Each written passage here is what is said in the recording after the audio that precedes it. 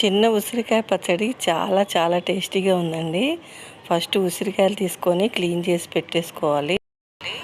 పచ్చిమిర్చి కొంచెం ఎక్కువ వేసుకోవాలండి. జీలకర్ర, మెంతులు, ఆవాలు, కొద్దిగా చింతపండు, వెల్లుల్లి, రుచికి సరిపడా ఉప్పు, కొత్తిమీర ఇవన్నీ తీసుకోవాలి.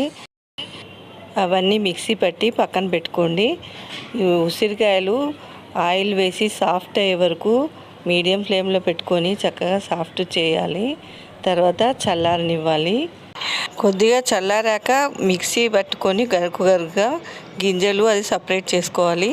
దాన్ని ఒక జార్లో వేసేసుకొని ఈ ఫస్ట్ నూరి పెట్టుకున్న పచ్చిమిర్చి ముద్ద కలిపేసుకోవాలి.